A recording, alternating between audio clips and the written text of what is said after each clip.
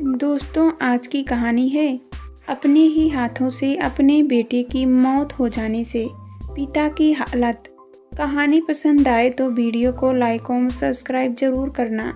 सूरज ढलने को था। खंभों पर कुछ ही समय बाद बत्तियां जल गई। घर में आने जाने वालों का तांता लगा हुआ था। अपने अपने तरीके से लोग विजय को दिलासा देते।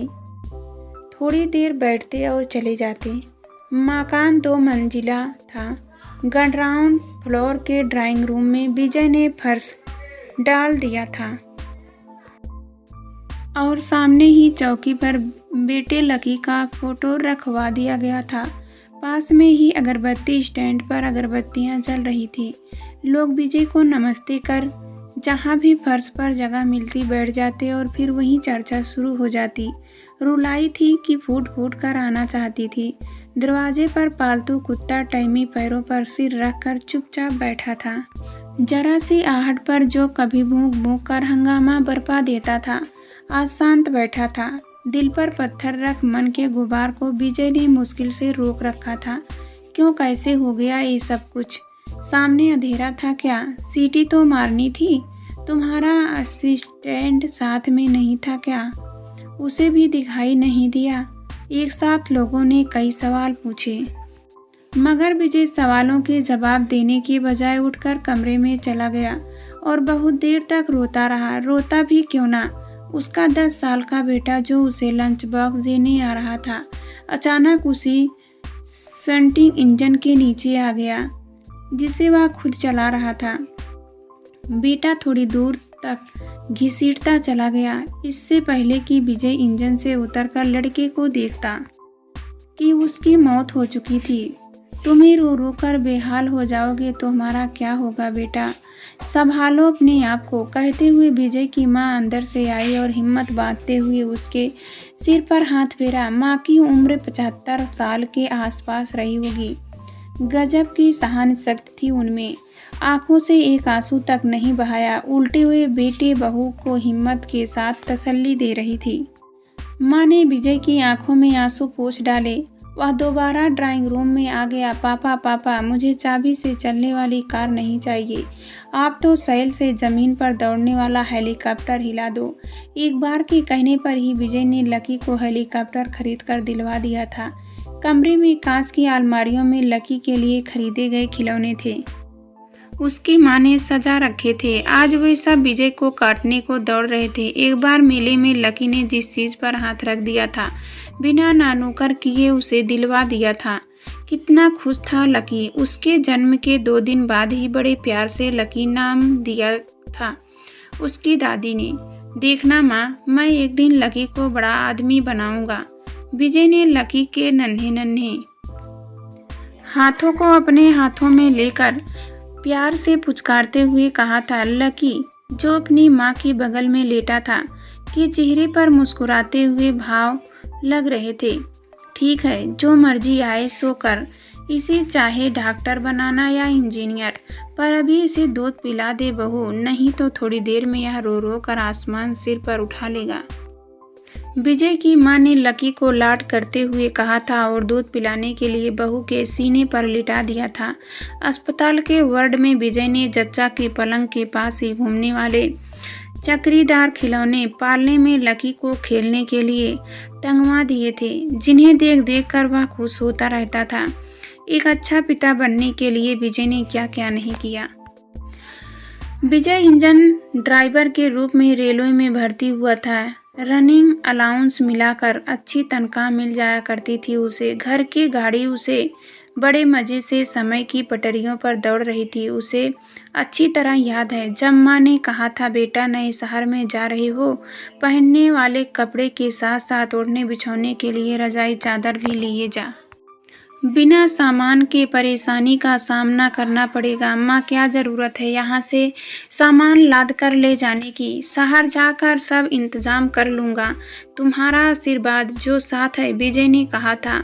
वह रसोई में चौकी पर बैठकर खाना खा रहा था। माँ उसे गर्मा गर्म रोटियाँ सेक कर खाने के लिए दिए जा रही थी। विजय गांव से सिर्फ 2 पैंट 2 टी शर्ट, 1 तौलिया, साथ में चड्ढी बनियाइन ब्रीस केस में रख कर लाया था। कोयले के से चलने वाले इंजन तो रहे नहीं, उनकी जगह पर रेलवे ने पहले तो डीजल से चलने वाले इंजन पटरी पर उतारे, पर जल्दी ही बिजली के इंजन आ गए। विजय बिजली के इंजनों की ट्रेनिंग लेकर लोको पायलट बन गया था। ड्राइवर की नौकरी थी, सोफा, अलमारी, रूम, कूलर, वॉशिंग मशीन सब कुछ तो जुटा लिया था उसने। कॉर्नर का फ्लैट होने से मकान को खूब हवादार बनवाया था उसने। शाम को थका हारा विजय ड्यूटी से लौटता तो हाथ मुंह धोकर उस ऊपर बैठकर चाय पीने के लिए कह जाता। दोनों पति पत्नी घंटों ऊपरी मंजिल पर बैठे बैठे बतियाते रहते। बच्चों के साथ गपशप करते करते वह उनमें खो जाता। लकी के साथ तो वह बच्चा बन जाता था। स्टेशन रोड पर कोने की दुकान तक टहलता टहलाता चला जाता और 2 बनारसी पान बनवा लेता। एक खुद खा लेता और दूसरा पत्नी को खिला देता। विजय लकी और पिंकी को होमवर्क खुद कराता था। रात को डाइनिंग टेबल पर सब मिलकर खाना खाते थे। मन होता तो सोने से पहले बच्चों के कहने पर एक आध कहानी सुना दिया करता था। मकान के आगे पेड़ पौधे लगाने के लिए। घर में भीड़ देखकर पत्नी विजय के कंधे को झकझोर कर बोली, आखिर हुआ क्या है, मुझे बताते क्यों नहीं। विजय और उसकी माँ ने पड़ोसियों को मना कर दिया था कि पत्नी को मत बताना। लकी की मौत के सदमे को वह सह नहीं पाएगी, मगर इसे कब तक छिपाया जा सकता था। थोड़ी देर बाद तो उसे पता चलना ही था। ऑटो रिक्शा से उतरकर लकी के कटे फटे शरीर को देखकर दहाड़ मारकर रोती हुई बेटी को गोद में लेकर वहीं बैठ गई। विजय आसमान को अपलक देखे जा रहा था। पिंकी लकी से 3 साल छोटी थी। वह समझ नहीं पा रही थी कि हुआ क्या है। माँ को रोते देख वह भी रोने लगी। देख, तेरा लकी अब कभी भी तेरे साथ नहीं खेलेगा। विजय जो वहीं पास बैठा था पिंकी को कहते हुए बोला। उसे कुछ भी नहीं सूझ रहा था।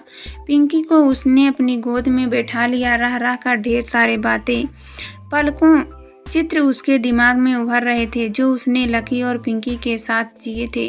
उन चित्रों में से एक चित्र फिल्मी सीन की तरह उसके सामने घट गया। इंजन ड्राइवर होने के नाते रेल के इंजनों से उसका निकट का रिश्ता बन गया था। वर्तमान आशियाने को छोड़कर वह बाहर ट्रांसफर पर नहीं जाना चाहता था। इसलिए प्रशासन ने नाराज होकर उसे सटिंग ड्राइवर बना दिया। रेलवे का इंजन, डब्बे, पार्टमेंट और कैबिन मैन के साथ परिवार की तरह उसका रिश्ता बन गया। विजय दिन भर रेलवे क्रॉसिंग के पास बने यार्ड में गाड़ियों की सेटिंग किया करता और डिब्बों के रैक बनाया करता।